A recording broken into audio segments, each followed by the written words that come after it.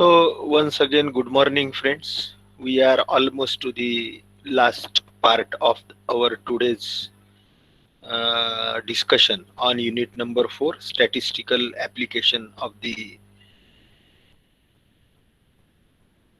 some formulas in finding the floods or the runoff or rainfall related to our hydrology. We have seen earlier the various statistical parameters like the mean, mode, median, then probability, return period, cumulative frequency, relative frequency. Three words have the same meaning: probability, relative frequency, and the cumulative frequency. Only frequency is different and only return period is different, but some way or other they are all correlated. So to find out the futuristic data or futuristic value of the rains, that is precipitation, or the floods, that is the maximum, again we need certain data. And that we have seen earlier that frequency analysis is nothing but finding the future values from the past data. So for that purpose, which type of the data we should be made available, so that our future calculation should be correct as possible, because our structures are depending on those future values.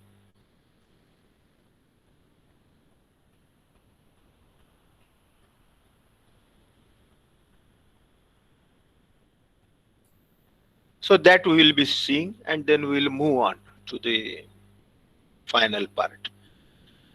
As I have been telling you, adequate, sufficient, homogeneous means the data should be reliable and the accurate data is needed. Okay. Records of more than 20 years should be used because we are predicting the future value. So we should have a sufficient, adequate means sufficient. Homogeneous means the data should not vary.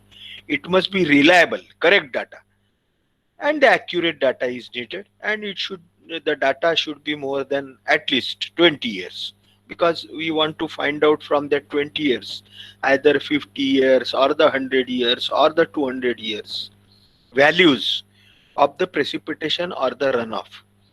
Records affected by changes due to dams, diversions, urbanizations, and land use should not be used without adjusting them.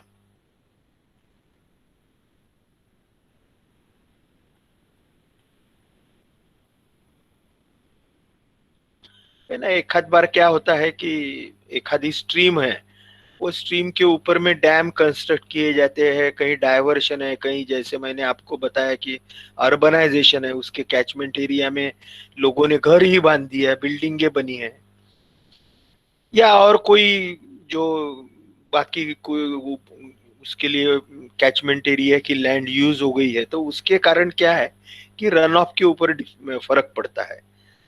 तो ऐसा run of कोई reliable नहीं रहेगा हमें, क्योंकि हमको क्या है कि we want the exact quantity of the runoff. So therefore such data should be as far as possible avoided until the whole record is representing common set of the watershed conditions. As I have told you, watershed means catchment area, so all the record should represent the factual or the natural process of the watershed or the catchment area. The data, flood data or maybe rainfall data, consist of generally two types of the data we use: the annual series, and the second one is partial duration series or simply the partial series. Two types of the data. The first is the annual series and the second one is partial series. Which type of the data is to be used depends on the purpose of the study. Okay. What are these two data we will discuss in the next slides. So two types of the data we have: annual and the partial series. Annual series, as has been shown here, Again, I am trying to use the table which we are using since our last 2 3 lectures, so that you will understand the significance of my teaching. So annual series, as the name suggests, it is the yearly series. जो data use करते हैं वो हर साल का रहता है, और हर साल में, जैसे पिछले समझो ये 2015 2000 कुछ 8 से लेके तो शायद 17 18 तक के का डाटा है ना, ये अभी डिसेंडिंग ऑर्डर में है, तो लेकिन 10 साल का डाटा है। तो ये हर साल में जो मैक्सिमम फ्लड है, जो हम एनुअल सीरीज में जो डाटा यूज करते हैं, either flood or the rainfall, so the maximum values of the flood or the rainfall is to be used in annual series. The data used for the probability study or the frequency analysis to be two types, annual and the partial. Annual series, in annual series we use the magnitude, the maximum magnitude or maximum flood of that year. Okay, no second maximum, third maximum. Maybe sometimes it may occur that 1 year's maximum or second year's maximum will be less than another year's maximum, so that may occur. But we have to use the maximum value of the flood or the rainfall in the annual series data using. Okay, wherein the flood magnitudes, और क्या करते हैं इसमें कि जो flood magnitude है with an exceedance probability of 0.5 or less are estimated when the annual series is used. Generally annual series में जो हम डाटा यूज करते हैं उसमें एक्सीडेंस प्रोबेबिलिटी, जैसे यहाँ पे बताया है, this is the exceedance probability. Exceedance probability यानी ये जैसे 255 क्यूमेक्स का डिस्चार्ज है, तो इससे एक्सीड होने वाला ही, इससे ज्यादा वाला ही, जिसकी एक्सीडेंस प्रोबेबिलिटी 0.5 है, यानी 50% चांसेस है कि फ्लड ये 255 से ज्यादा ही रहेगा, ऐसा ही डाटा एनुअल सीरीज में यूज करते हैं। ठीक है, क्यों यूज करते हैं? क्योंकि ये जो इससे हम जो ये डाटा से जो स्ट्रक्चर्स कंस्ट्रक्ट करने वाले हैं वो सब इंपॉर्टेंट स्ट्रक्चर्स है, वो सब बड़े स्ट्रक्चर्स है, वो बहुत बड़े बड़े डैम्स है, वो बहुत बड़े ब्रिजेस है। तो उसमें कैसा है कि हमको we are not suppose to go for the smaller values, we should have our vision for the larger values. Therefore we use the exceedance probability of 0.5 or less, 0.5 से कम वाला।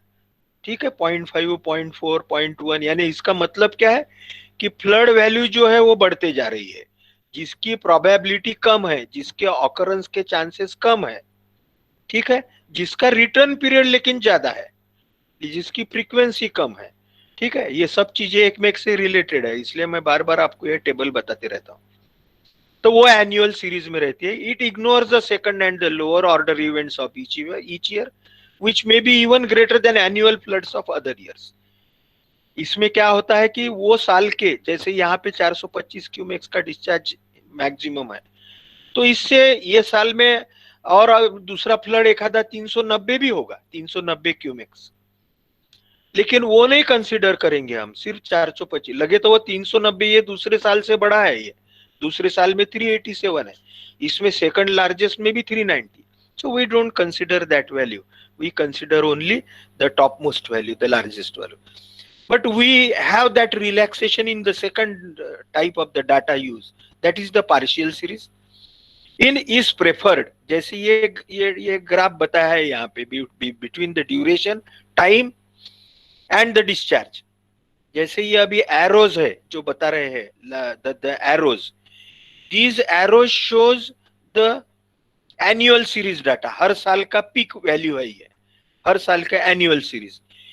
तो ये जो पार्शियल सीरीज है, द पार्शियल सीरीज में क्या है कि in addition to this annual peak data, बीच में यदि कोई कम भी फ्लड आते हैं, कम भी फ्लड वैल्यू है, तो वो भी हम कंसीडर करते हैं। ठीक है, तो ये जो, लेकिन ये फॉर द शॉर्टर ड्यूरेशन करते हैं।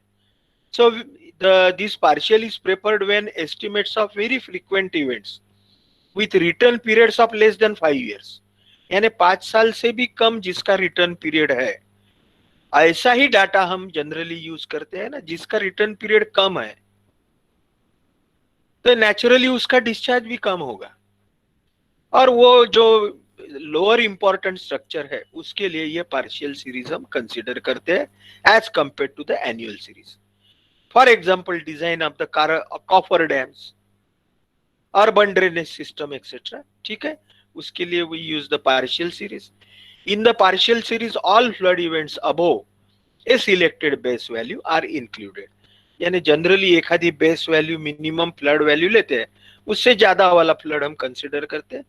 The base is usually chosen, जो जो बेस वैल्यू रहती है, so that not more than 2 or 3 events are included for each year. चलो अब आगे में हम जाते हैं। प्रोबेबिलिटी प्लॉटिंग, ये हमने देखा भी है शुरू में, लेकिन फिर से हम एक बार इसको थोड़ा आगे का समझने के लिए रिवीजन करते हैं। Probability plotting is nothing but A graph between A return period and the annual peak flood. ठीक है, return period and the annual peak flood जो है, इसमें का जो ग्राफ रहता है उसको प्रोबेबिलिटी प्लॉटिंग करके बोलते हैं। This may be return period sometimes, या एक आधे बार हमने जो पीछे देखा था कि it may be A graph between the probability और द फ्रीक्वेंसी, रिलेटिव फ्रीक्वेंसी और cumulative frequency and the variate values. ठीक है, उसको भी प्रोबेबिलिटी प्लॉटिंग बोलते हैं। लेकिन ये अभी जो हम कंसीडर करने वाले हैं हमारे गम्बेल्स मेथड्स के लिए, या आगे प्रोबेबिलिटी डिस्ट्रीब्यूशन जो हमने कल डिस्कस किया था, आज फिर से एक बार करेंगे। तो उसके लिए we consider the probability plotting as a graph between the annual flood peak and the return period. These annual flood peaks may be found out by the annual method, this annual series method, or maybe from the partial series method. Okay, so annual flood peak, maximum flood value versus the return period, this plotting is called as the probability plotting. This is plotted on two ways: the ordinary plotting, probability plot, यानी simple जो graph है, जो हमारा scale simple 1:1 scale वाला वगैरह जो graph रहता है, उस पे जब प्लॉट करते हैं तो उसको ऑर्डिनरी प्लॉटिंग बोलते हैं, probability plot. And the second one is the logarithmic probability plot.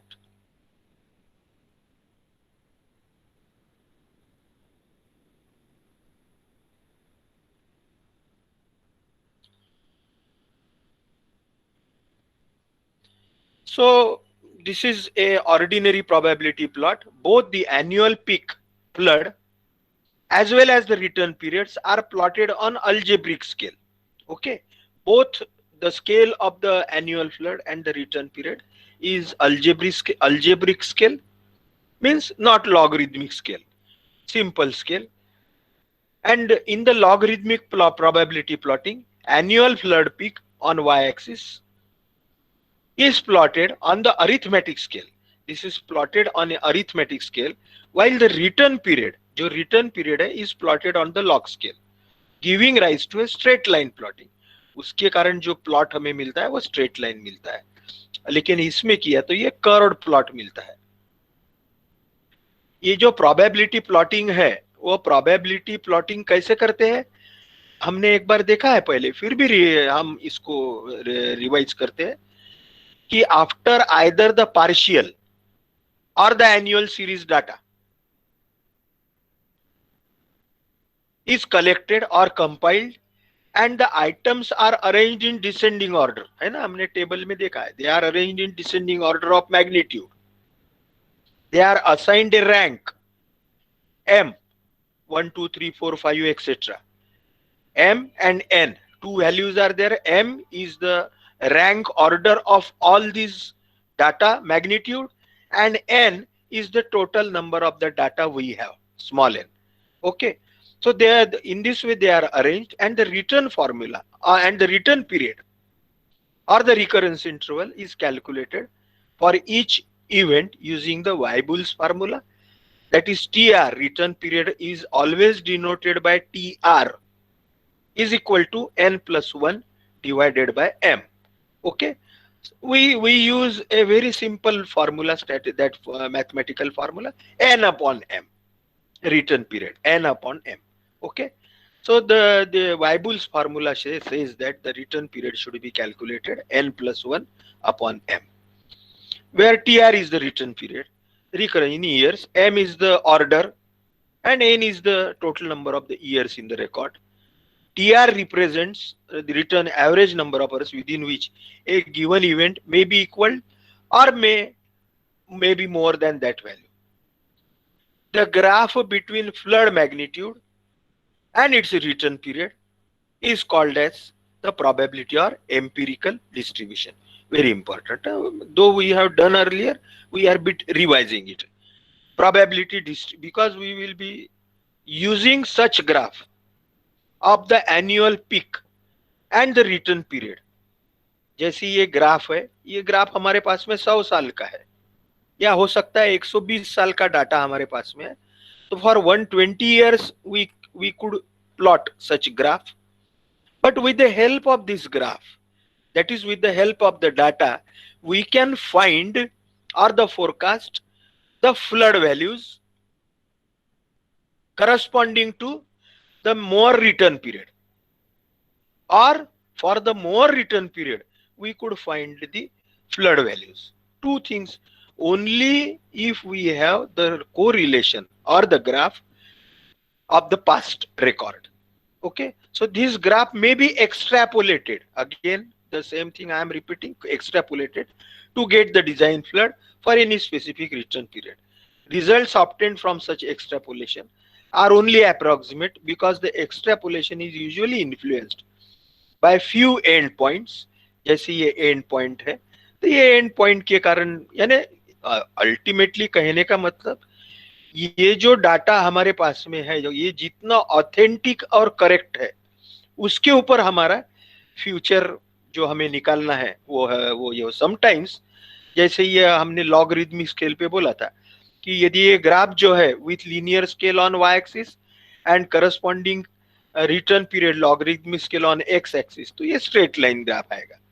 The such plot is shown here, may be yield a straight line fitted to all points except the lowest value. Sometimes जो lower value है वो exactly straight line में नहीं आती है, तो आपको average line निकाल के straight line करना पड़ता है. ये हमने पहले देखा है, लेकिन अभी गम्बेल्स को जाते जाते एक बार फिर रिवाइज कर लेते हैं. कभी कभी एग्जाम में हमें पूछ भी सकते हैं कि the probability distribution or the frequency analysis useful for the hydrologic frequency analysis, probability distribution, which we have seen earlier now, all those graphs.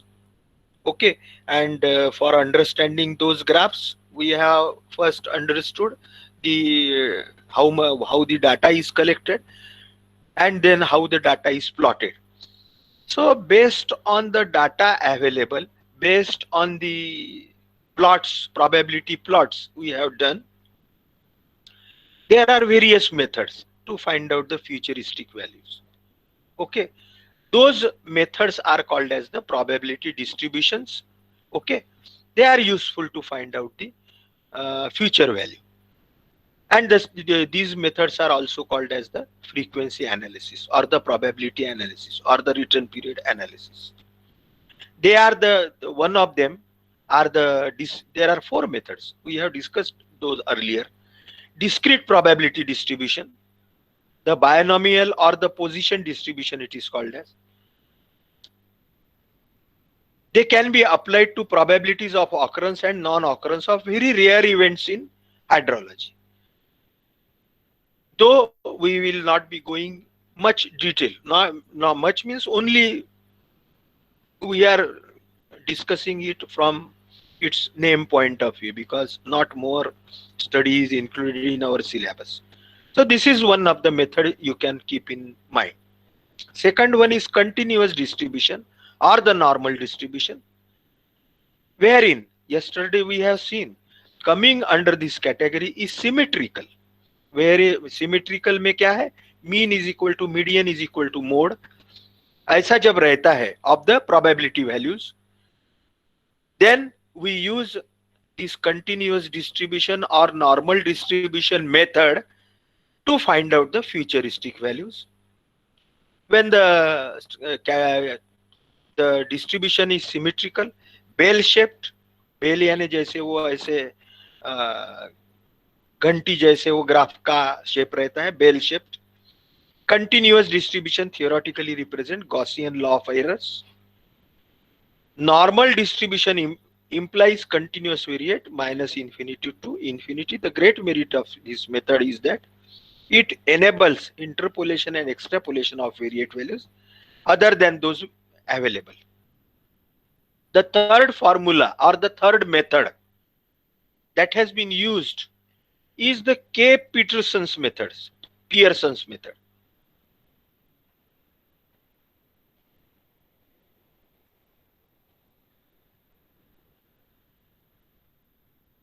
Wherein again this is one of the method or one of the formula to statistical method developed by Mr. Pearson, that the characteristics of frequency distribution is such that generally it starts at 0, rises to maximum and then falls again to a low frequency or to 0, but often at different rates. ऐसे जब कोई probability distribution आ जाता है ना, ये mathematical formula है, हमारे इसमें बढ़ते ही जा रहा है. With the return period the discharge और the rainfall will go on increasing. ऐसा कहीं नहीं हो सकता है, तो इसमें हम ये यूज कर सकते हैं. He developed 12 types of the probability functions that virtually fit. Okay, Pearson's type 3 functions has been widely used to fit the empirical distribution of flood laws. हमारे हिसाब से ये laws जो है इसको हम यूज करते हैं. Distribution of the extreme values. It is developed by Mr. Gumbel for analysis of the flood frequency, and hence it's called as the Gumbel's method. He considered the flood as the extreme value of the 365 daily flows. इसने क्या किया कि 365 दिन में जो सबसे ज्यादा आता है वो वैल्यू या वो इवेंट, उसको फ्लड करके बोला, बराबर ये उसका. According to the theory of extreme values, the annual largest values of the number of years of record will approach a definite pattern of frequency distribution. कहने का मतलब ये है कि हर साल की जो मैक्सिमम वैल्यूज है, एक्सट्रीम वैल्यू है, वो वैल्यू को यदि हम कंसीडर करते गए तो स्टैटिस्टिकली ऐसा देखा गया है कि उसको यदि फॉलो करते गए तो जैसे जैसे पीरियड बढ़ते जाता है वैसे वैसे वो फ्लड वैल्यू भी बढ़ते जाती है, पीक बढ़ते जाता है. तो वो फंडामेंटल का यूज किया गया और उस हिसाब से गंबेल ने अपने जो पीक वैल्यू निकालने का फॉर्मूला है वो डेवलप किया है. Thus annual maximum flood constitutes a series which can be fitted to type 1 external distribution. ठीक है, once again I am trying to explain you. Okay, this is very important statement. This is also in your notes also. According to the theory, the extreme values, that is the maximum peak flood values, that is the annual largest values of number of years of record, will approach a definite pattern, definite graph, either a parabolic rising graph or logarithmic है तो straight line rising graph of the frequency distribution. तो वो जो graph बढ़ते जाता है उससे ही हम एक्सट्रैपोलेट करते हैं. Now we are coming to the important part, that is the Gumbel's distribution formula and the method, and then we will see one numerical on this and the remaining theoretical part if we have the time. तो गंबेल ने बहुत simple एक ये किया कि उसने ये एक्सीडेंस probability जो है कि एखादी फ्लड वैल्यू जो है उसको एक्सीड करने वाली, यदि फ्लड वैल्यू से हमें कुछ निकालना है रिटर्न पीरियड, या एखादे जो रिटर्न पीरियड है उसको एक्सीड करने वाले रिटर्न पीरियड के प्रोबेबिलिटी यदि हमें मालूम है तो वो निकालने के लिए उसने एक्सीडेंस प्रोबेबिलिटी के लिए उसने ये फार्मूला दे दिया रेडीमेड. ठीक है, हमें अभी इसके बहुत डेरिवेशन में वगैरह कुछ भी जाना नहीं, we have to keep only this formula. Probability of exceedance P is equal to 1 minus E raised to minus E minus raised to minus Y. क्या है ये हम देखते हैं. Is equal to, we know that probability is always the inverse of the return period 1 upon t r. ठीक है, इसलिए वो सब टेबल हम पहले से देखते आ रहे कि what is the correlation between probability and the return period and the frequency also. So probability का उसने ये फॉर्मूला दिया और उसने ये है ही, हमें मालूम है probability is equal to always it is the inverse of return period. Return period is equal to m by n, या वो इसका फॉर्मूला यूज करते हैं हम जो अभी हमने रिटर्न पीरियड का वाई बुल का, तो m बाय n प्लस 1, तो ये m बाय n प्लस 1, तो इसका रिटर्न पीरियड का तो वो प्रोबेबिलिटी का n plus 1 divided by m ऐसा आएगा. p is equal to this, where in this formula e is the normal e value, where y is called as the reduced variate. ये जो y value है ये reduced variate है फिर से, है ना. वेरिएबल का जो वैल्यू रहता है वो वेरिएट है, और ये डिपेंड है आपके पास में कितने साल का डाटा है उसके ऊपर ये रिड्यूस्ड वेरिएट की वैल्यू डिपेंड है. बस अभी इतना ध्यान में रखिए. और इसके लिए उसने एक रेडीमेड टेबल दिया है, वो क्या है वो आगे में हम देखते हैं. So y is called as the reduced variate and this is given by y is equal to a into x minus xf. What are these a, xf वगैरह ये हम देखते हैं. Where a and xf are the parameters of distribution which can be obtained from simple or sample statistics through the method of moments. When the sample size is large, sample है ना जो data हमारे पास में है वो यदि 200 साल से ज्यादा है, if n is greater than 200, then these values of the a and xf are given by a is equal to 1.28255 divided by sx and xf is equal to x bar minus 0.4045005 sx. ठीक है, बिल्कुल simple उसने readymade सब करके दिया है अपने हिसाब से. ये फॉर्मूला इंपॉर्टेंट है और आगे में अपन देखते जाते हैं. कुछ बहुत बड़ा नहीं है, बहुत छोटा सा है, न्यूमेरिकल था और सोपा है. अब इसमें x बार क्या है आपको मालूम है. x bar is the mean value and sx is the standard deviation. इसलिए तो हम बार बार वो पढ़ते आ रहे हैं कि भाई मीन और स्टैंडर्ड डेविएशन क्या है of the sample. However for small samples means the samples less than 200 years, n is equal to n less than 200, the parameters a and xf are obtained using the following equation given by Gumbel. A is equal to sigma n upon xf, sx, and xf is equal to x bar minus y bar n upon sigma n into sx. अब इसमें बाकी क्या है, sigma n and y bar n, यही दो चीजें हमें मालूम नहीं है. Y bar n and sigma n कि वह एस एक्स तो हमें मालूम है standard deviation, are called as the standard deviation and mean of the reduced extremes which depend on the sample size. ठीक है, ये जो स्टैंडर्ड डिविएशन एस एक्स है ये सैंपल का स्टैंडर्ड डिविएशन है, लेकिन ये जो सिग्मा एन और वाई बार एन है ये standard deviation and mean of the reduced extremes which depend on the sample size n. ठीक है, सैंपल के वैल्यू से इसको कुछ दे लेना देना नहीं है. सैंपल साइज यानी कितने साल का है उसके ऊपर है, और इसके रेडीमेड टेबल में वैल्यू उसने दिया है. हमारे को एग्जाम में कोई टेबल लेबल रेफर नहीं करना पड़ता, ये वैल्यू हमको दिया ही रहता है एग्जाम्पल में कि सिग्मा एन और वाई बार एन की वैल्यू ये है करके. ठीक है, और इसका यूज करके ये हमें फिर ये ए और एक्सएफ निकालना है और उस पर से हमें वाई की वैल्यू निकालना है और उसका यूज करके और कहीं तो भी प्रोबेबिलिटी का आइदर रिटर्न पीरियड या जो एक्स है जो फ्लड वैल्यू है उसको निकाला. कैसे आगे में देखते हैं. This is the Gumbel's table. We need not worry for this table. The readymade values कितने, जैसे number of the years the data, उसकी वाई बार एन और उसका सिग्मा एन, ये रेडीमेड टेबल गम्बेल ने दिया है. ये सैंपल के वैल्यू के ऊपर डिपेंड नहीं है, ये कितने साल का डाटा है उसके ऊपर डिपेंड है. अब आगे में चलते हैं. वाई टी समझो, अभी समझो एक आधा रिटर्न पीरियड है 50 साल का रिटर्न पीरियड है ना, recurrence interval of certain event of the flood or the rainfall. हम तो अभी फ्लड ही सोच रहे हैं, ठीक है। तो if the return period y t, t is the return period, then y t that is that reduced variate, वो फार्मूला हमने देखा था, reduced variate corresponding to return period of the TR. Also, the probability of the occurrence is 1 upon TR. Then that equation initially we have seen given by the Gumbel, that is this equation. This equation, by putting the value of the TR there, and this equation is rearranged.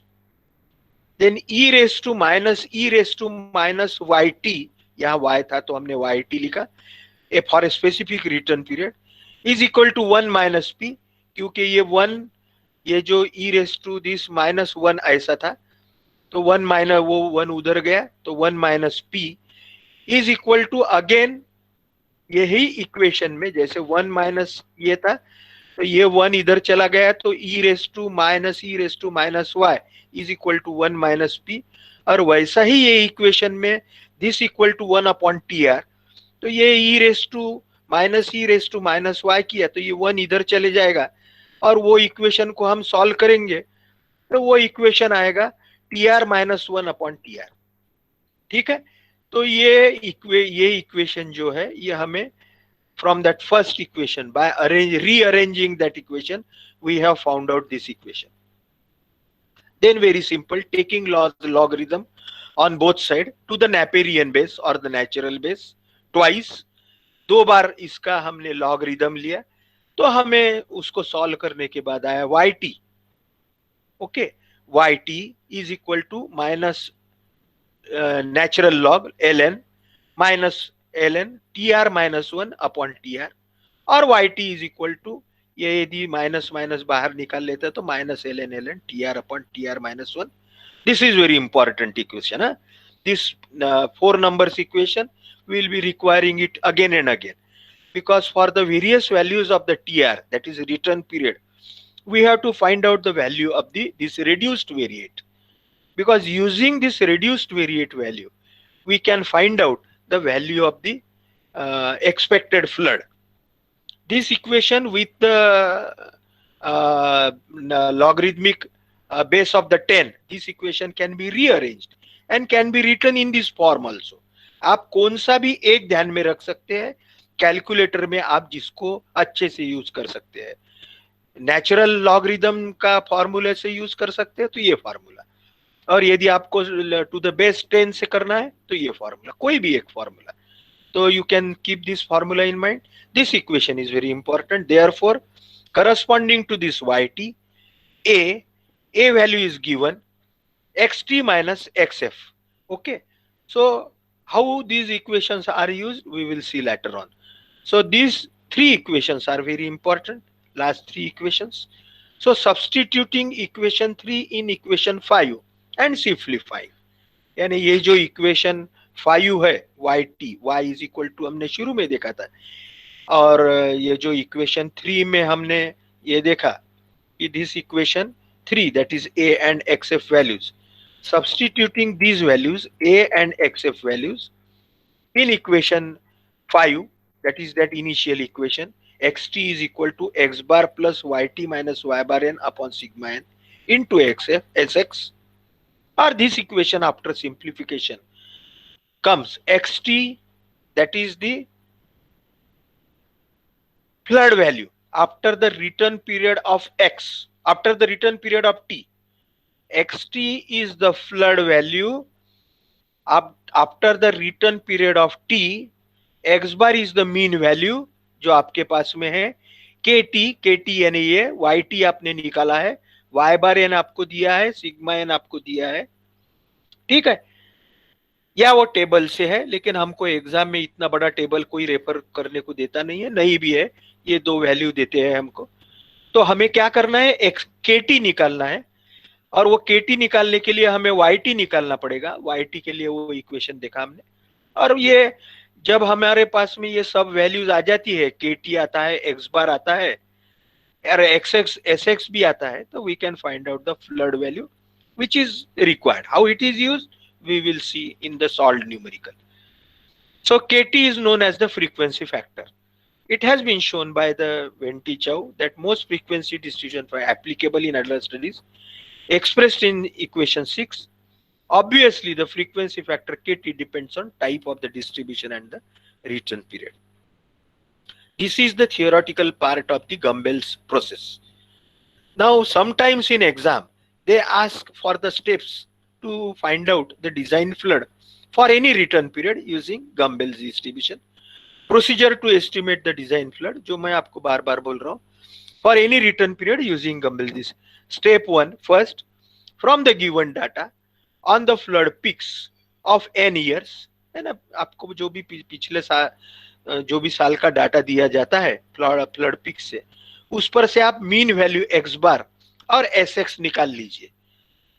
ठीक है, आपको ये सिर्फ exam के लिए ये process कैसी छुड़ाते हैं वो है, लेकिन एग्जाम्पल तो और इजी रहता है. आपको एक्स बार एस एक्स वगैरह कोई दूसरे तरीके से निकालना पड़ता है. So X bar and S X are computed. You know the formula for x bar, summation divided by the numbers, and the standard deviation भी आपको मालूम है. वो ख्याल में रखना है लेकिन कि वह summation of the x minus x bar whole square divided by n plus 1 etc. that square root and this thing. You have to put that standard deviation formula in mind. Second step, for known size n, that is number of the values, the values of yn and sigma n are opted from the table. जो table मैंने आपको बताया था उस पर से y bar n और sigma n की वैल्यू निकालना है. And from all this data for the given return period TR, the reduced variate YT is found out. है ना, YT is equal to this formula we have.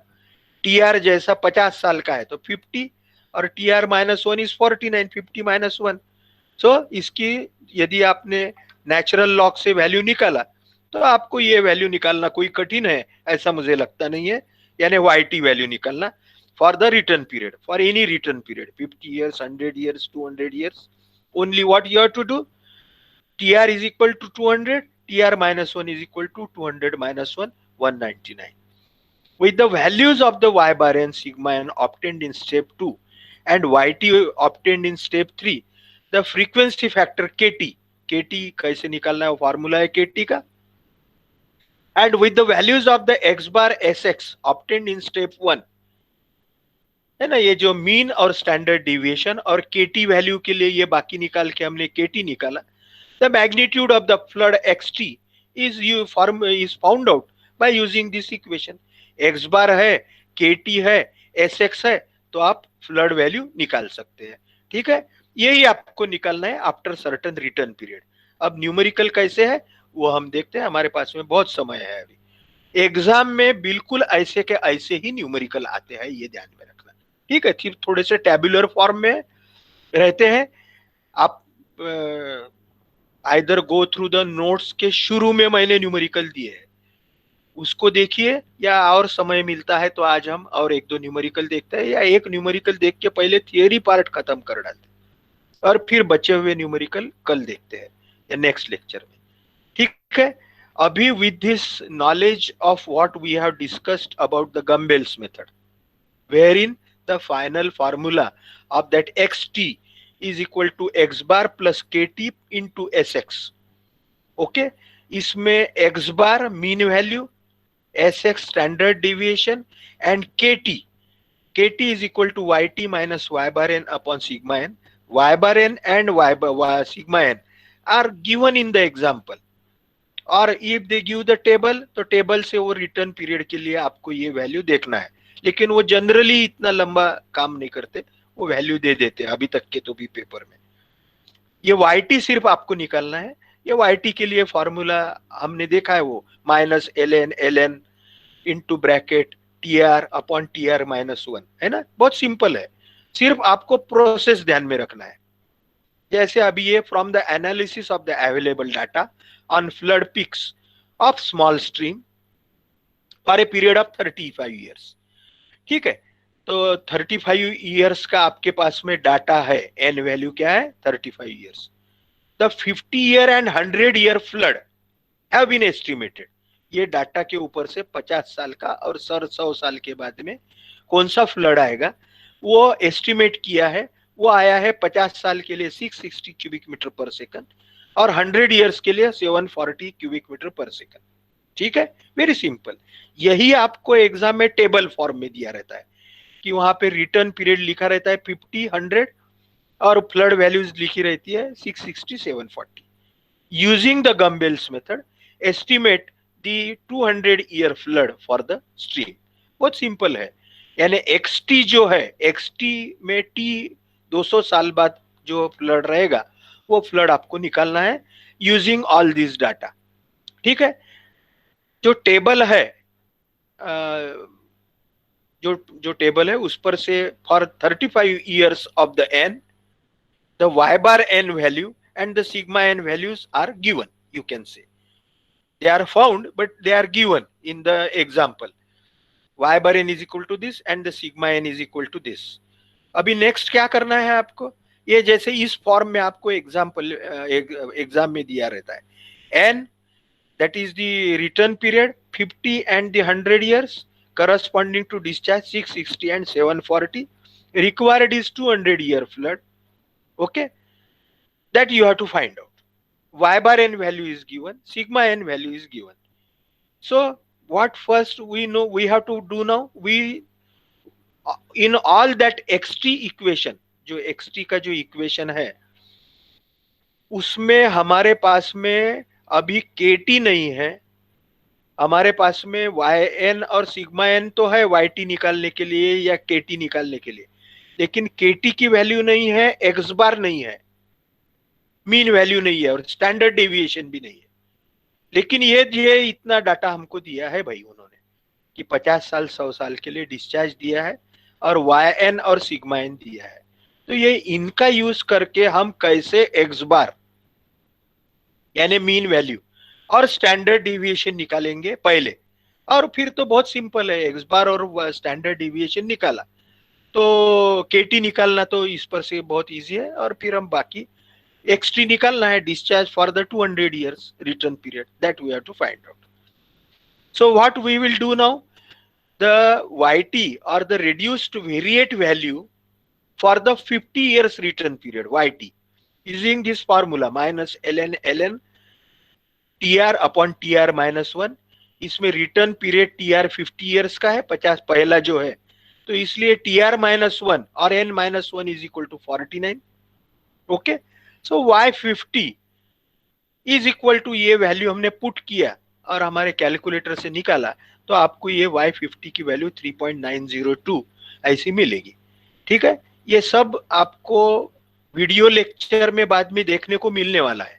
ठीक है, तो आपने आपके नोट्स में होगा तो अच्छी बात है, या आप बाद में भी इसको फिर से देख सकते हैं, समझ सकते हैं, लेकिन अभी समझ लीजिए बहुत सिंपल है। पहले हमको सिर्फ ये दोनों जो डाटा है इस पर से x बार और sx स्टैंडर्ड डेविएशन निकालना है, और kt वैल्यू तो आराम से निकाल सकती है, kt का फॉर्मूला है yt, यानी 200 साल के लिए yt की वैल्यू निकालना है यही फॉर्मूले से।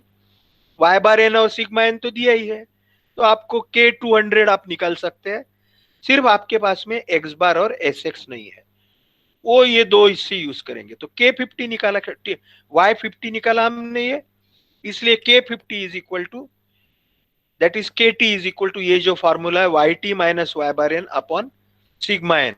ठीक है, ये yt की वैल्यू हमने अभी निकाला 3.902, y बार n दिया है 0.5054 और सिग्मा n भी दिया है, तो we can find out the value of k50। I think you have understood. We have found out y50 and based on that y50 we have found out k50. Okay, kt, that is the frequency factor for the 50 years. Similarly we have found out the y100, this is 100 years value. Okay, y100, that is reduced variate value 4.6, again 100 upon 99, return period is 100 and the tr minus 1 is 100 minus 1 99, and its corresponding discharge has been given as 740 और इसका 660 दिया है। तो K100 निकाला हमने, फिर से यही फॉर्मूला यूज किया, K100 is equal to Y100 minus y bar n upon sigma n. Y bar N और सिग्मा एन दिया ही है, तो आपको Y100 निकाला है, तो ये आपकी K100 की वैल्यू ये आ गई 3.597। ठीक है, मुझे लगता है यहाँ तक तो बहुत ही इजी है। सिर्फ जब तक आप छुड़ाएंगे नहीं तब तक आपको कुछ भी समझना नहीं है। फिर हमारे पास में ये इक्वेशन है xt, that is the flood value after the return period is equal to x bar plus kt into sx। ये है ना हमारे पास में, ये इक्वेशन को हमने कन्वर्ट किया है xt, that is the flood value of the return period। हमारे पास में दो रिटर्न पीरियड की फ्लड वैल्यू है 50 और 100 ईयर्स, तो हम दो इक्वेशन लिख सकते हैं, इज इक्वल टू एक्स बार, लेकिन एक्स बार हमको मालूम नहीं है, लेकिन kt मालूम है और sx हमको मालूम नहीं है। So for the 660, that is 50 years flood, we can write down this equation 660, that is the xt value equal to x bar mean value plus 2.979 kt हमने K50 के लिए वर्कआउट किया है, वो 2.979 और sx हमको मालूम नहीं है। वैसा ही for the 100 years, okay, x100 that is 740 cumex is equal to x bar plus K100 that is 3.597। ये हमने वर्कआउट किया है K100, sx हमको मालूम नहीं है। ये दो इक्वेशन हमको मालूम हो गए। We have two equations and two unknowns, two equations and two unknowns. So by solving these two simultaneous equations, we can find out the both the unknowns. Okay, so x bar is, this is one equation, this is another equation। ये एक equation में से दूसरा equation यदि हम deduct करते हैं, है ना, फ्रॉम इक्वेशन नंबर 2 में से इक्वेशन नंबर 1 यदि डिडक्ट करते हैं, तो ये x बार कैंसिल हो जाएगा, है ना, या x bar is equal to ये, या x bar is equal to this, यदि ये करते हैं और दोनों को इक्वेट भी करते हैं, तो भी हमें x sx और x बार की वैल्यू मिलेगी। मुझे लगता है सबके ध्यान में आया है। ठीक है, इतना तो आपको मैथमेटिक्स सबको समझता है। अभी 5th सेम में आप गए हैं। दो साइमल्टेनियस इक्वेशन है, इसके ऊपर से दो अननोन x बार और sx हमने फाइंड किए। Either write down these equations in the form of x bar is equal to 660 minus 2.979 into sx, and again x bar is equal to this 740 minus 3.597 into sx। Equating both these equations, you can find out the value of sx, है ना। दोनों equation में ये x bar equal to है, दोनों को equate कर दिया। ठीक है, तो आप sx की वैल्यू निकाल सकते हैं। आप sx की वैल्यू पुट करके कोई भी एक इक्वेशन में आप x बार की भी वैल्यू निकाल सकते हैं। ठीक है, तो अभी आपको क्या हो गया, ये इक्वेशन में x बार भी मालूम हो गया मीन वैल्यू, और ये इक्वेशन में स्टैंडर्ड वैल्यू, स्टैंडर्ड डिविएशन भी मालूम हो गया। ठीक है, अभी मालूम क्या नहीं है कि सिर्फ kt नहीं मालूम, for what, to know the x200 बस, विच इज रिक्वायर्ड। यानी 200 साल बाद का फ्लड कितना है वो हमें चाहिए। हमारे पास में मीन वैल्यू है, हमारे पास में स्टैंडर्ड डिविएशन है, ये जो हमने निकाला है, कैसे निकाला अभी सबके ध्यान में आ गया है। ठीक है, अभी सिर्फ हमारे को 200 साल के लिए, for the 200 years we have to find out the variate value, okay, the standard variate value which has got this formula। So for 200 years, y 200, again ln minus natural log 2 times 200, tr is equal to 200, tr minus 1 is equal to 200 minus 1, 199। So we have found out y 200, very simple। okay, so y 200 के ऊपर से k 200, we have this formula, kt is equal to yt minus yi y bar n upon sigma n। y bar n और sigma n की value हमको मालूम है, y 200 हमने work out किया। ओके, तो हमने, हमारे को आ गई k 200 की वैल्यू। बस अभी तो क्या है, हमको सिर्फ फ्लड निकालना है 200 साल बाद का x 200 value which is equal to x bar. हमने वर्कआउट किया पहले k 200 ये वैल्यू, sx भी हमने पहले वर्कआउट किया है। Putting all these values we will get the discharge after 200 years। Is equal to 819.87, इसको राउंड किया तो 820 क्यूमेक्स। ठीक है, this is the simple numerical. Same type of the numericals are repeatedly asked in exam. ठीक है, ये भी numerical है ना। अभी हमारे पास में और 5-10 मिनट है, तो बची हुई थियरी हम खत्म करने का ट्राई। ये देखो, ये इस टाइप से एग्जाम में आता है। ठीक है, for a river valley project the Gumbel's, these values are given, return period, and they also give the sigma n and the other values, sigma n and that xn values. Those two values, they y bar n and sn values, they are given there in the numerical. Okay, so now we will move on to the, we will try to finish today this unit, the remaining part, the risk, reliability and safety factor. Projects जो रहते हैं, ये भी exam में आता है बहुत बार, risk, reliability and safety factor के ऊपर में। जनरली जो डिजाइनर रहता है, स्ट्रक्चरल डिजाइनर और हाइड्रोलिक डिजाइनर, इसके दिमाग में ये हरदम प्रॉब्लम रहता है कि मैंने ये स्ट्रक्चर जो है, ये स्ट्रक्चर का लाइफ 50 साल का पकड़ के, I have designed this structure for the life considering as the 50 years and for the flood magnitude of the return period of 100 years, यानी उसका लाइफ 100 साल का पकड़ा, और उसका जो फ्लड है, देखिए, हाँ, ये फ्लड वैल्यू अभी जो हमने निकाला, ये फ्लड वैल्यू जो कंसीडर किया, वो रिटर्न पीरियड 100 साल के बाद, 100 साल में जितना ज्यादा से ज्यादा फ्लड आएगा वो हमने कंसीडर करके स्ट्रक्चर डिजाइन किया।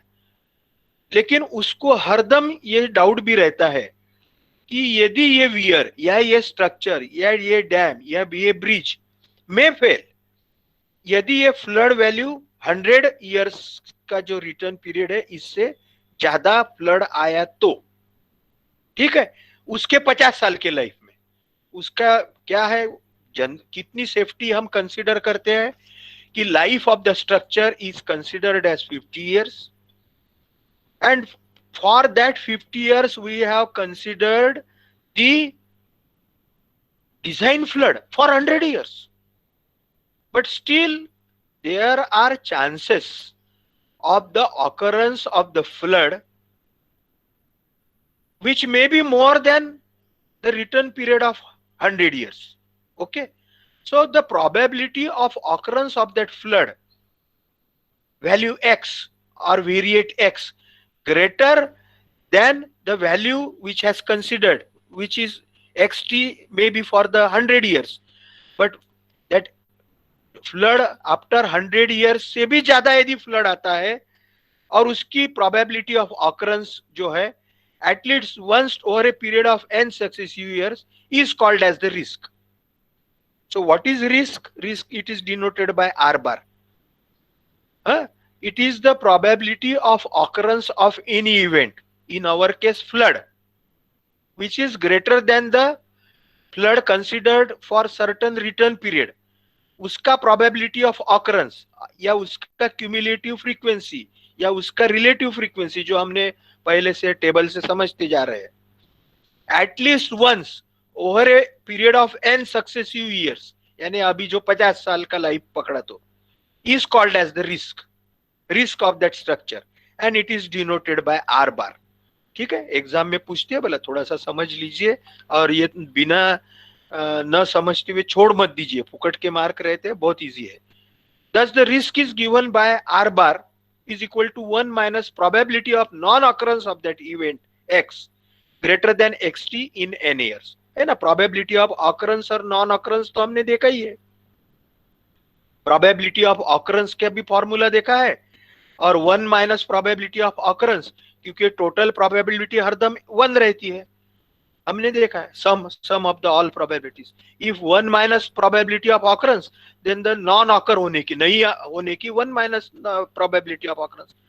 So the reliability R bar or the risk R bar is equal to 1 minus 1 minus 1 minus p raised to n, that is the risk of the occurrence or the probability of occurrence of the event, is given by 1 minus 1 minus p raised to n, which is equal to 1 minus, हमारे को मालूम है probability is equal to 1 by return period t. Okay, so 1 minus 1 minus 1 minus t raised to n, where p is the probability of the occurrence, p x greater than this one, and t is the return period. Okay, again this is only a part of theory, no numerical is asked only, but you should be able to write, because along with numerical they sometime ask. And the reliability, now risk हमने देखा है, reliability is equal to defined as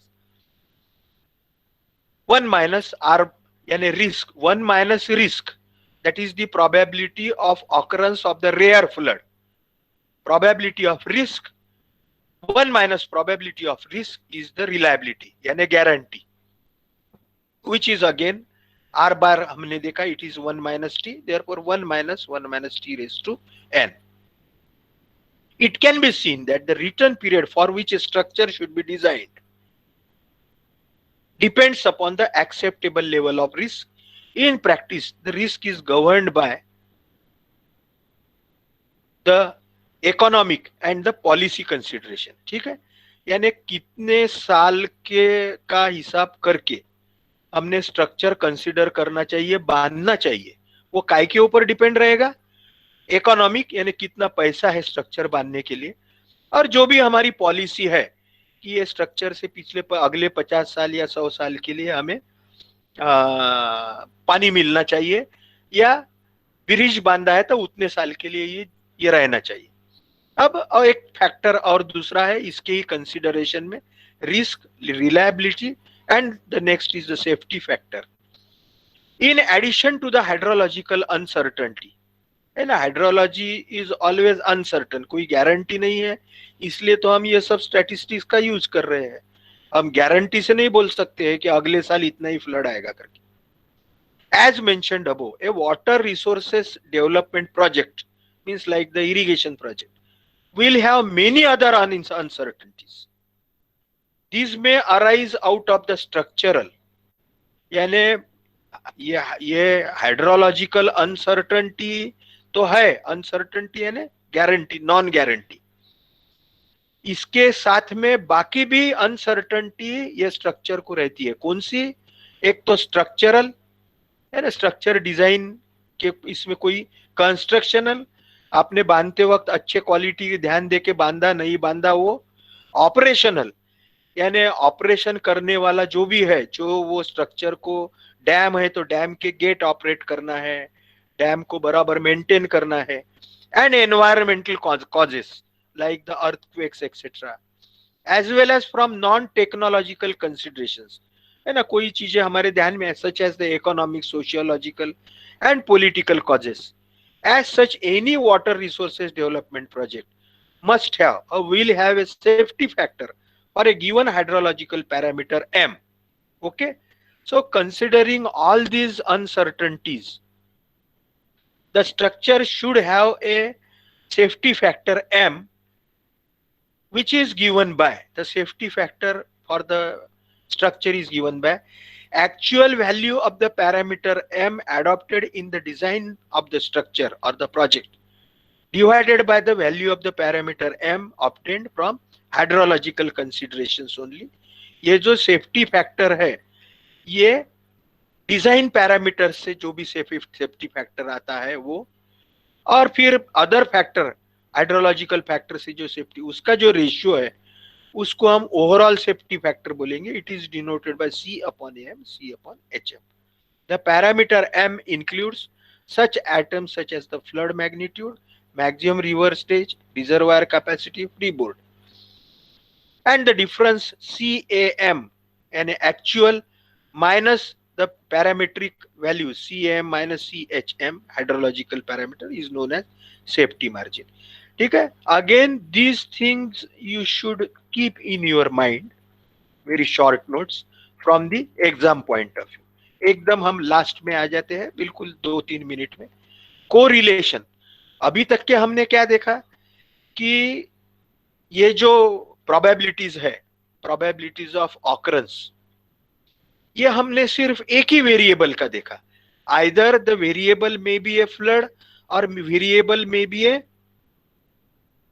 precipitation, rainfall. लेकिन ऐसा बहुत बार हो सकता है कि ये जो पैरामीटर्स है, they may be, there may be involvement of the two variables, may be the flood and the precipitation, है ना. अभी तक क्या हमने जो फ्रीक्वेंसी एनालिसिस किया, ये फ्रीक्वेंसी एनालिसिस एक ही वेरिएबल के लिए किया कि भाई वो फ्लड के लिए किया या प्रेसिपिटेशन के लिए, रेनफॉल के लिए, for finding out the values, for finding out that maximum values. But sometimes there are many problems involving two or more variables. For example, if the variability in one random variable is accompanied by variability in the other, these two variables are said to be correlated. ठीक है. For example, there is dependence between the annual rainfall over basin with the corresponding annual runoff, or between evaporation and the monthly temperature.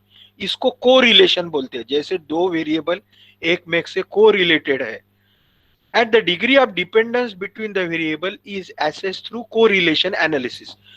ये इसको कोई सिर्फ theory part ही हमें समझ लेना है, कोई इसके ऊपर न्यूमेरिकल आता नहीं है.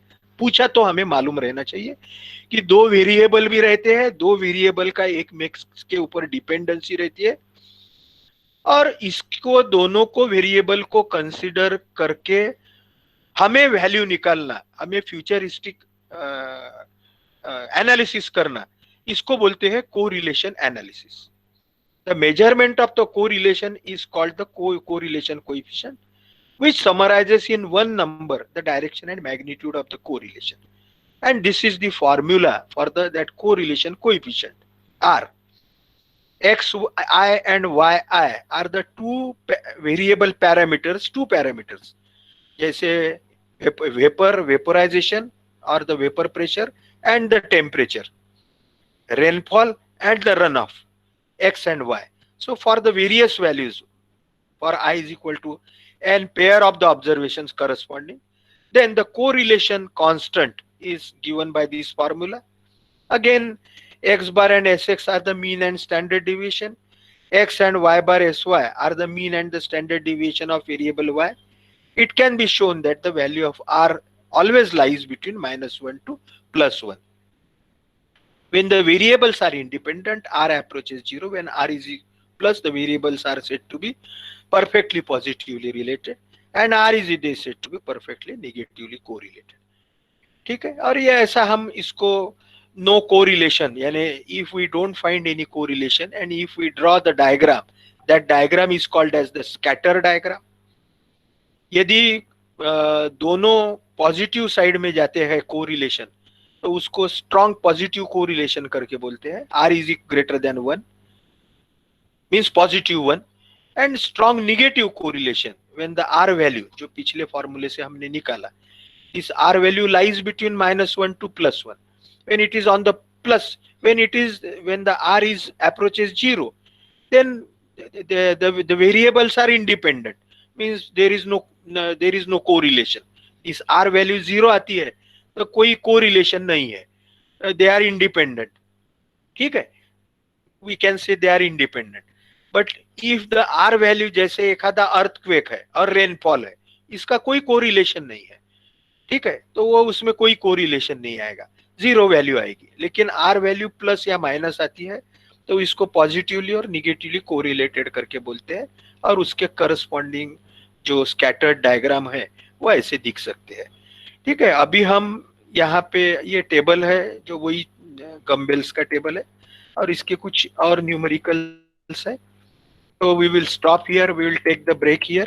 Our unit number 4 is 100% completed today.